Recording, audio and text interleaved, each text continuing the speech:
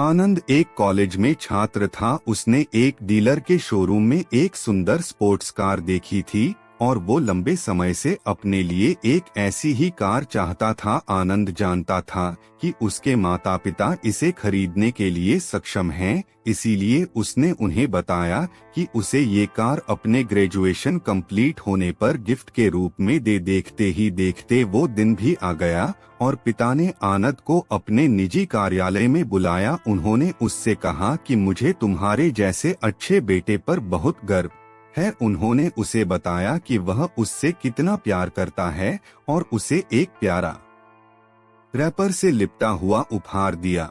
आनंद उस छोटे से गिफ्ट के डब्बे को देख निराशा महसूस करने लगा, लेकिन वह जानने के लिए उत्सुक था कि ऐसा क्या था उस बॉक्स में। इसलिए उसने बॉक्स तुरंत खोला और उसमें एक लाल कपड़े से लिपटी भगवद गीता देखी है।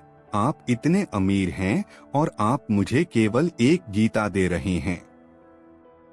काफी गुस्से से अपने पिता पर वो चिल्लाया और अपनी नाराजगी और गुस्से के वश में आकर आनंद न आव देखा न ताव तुरंत घर छोड़ दिया। काफी साल बीत गए। आनंद अब एक सफल व्यवसायी बन गया था। वह अपने जीवन में खुश था। उसकी शादी हो चुकी थी और उसके 2 बच्चे थे। उनका परिवार एक सुंदर घर में रहता था, लेकिन उसके पिता के साथ टूटे रिश्तों के कारण उसकी आत्मा अभी भी आहत थी।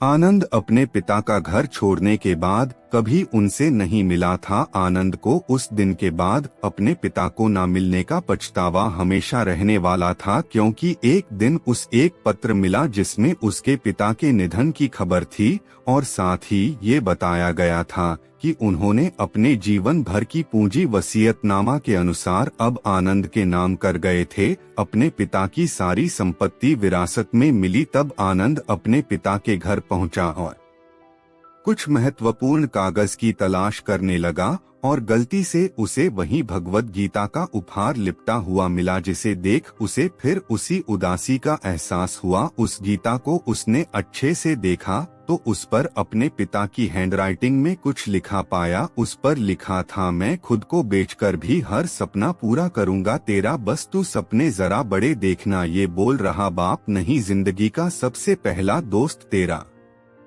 ये कविता पढ़ी ही थी कि अचानक उस किताब से एक चाबी गिरी, जिसके ऊपर लगे टैग पर उसके ग्रेजुएट होने की तारीख के साथ कांग्रेचुलेशन और आई लव यू लिखा हुआ था। आनंद के सर के ऊपर से उसके पिता का साया तो पहले ही उठ चुका था और आज उसकी जिंदगी की सबसे बड़ी गलती के बारे में जानकर उसके पैरों के नीचे से जमीन भी खिसक गई। इस दिन आनंद की आंखें और रूह दोनों पछतावे के आंसू रोई।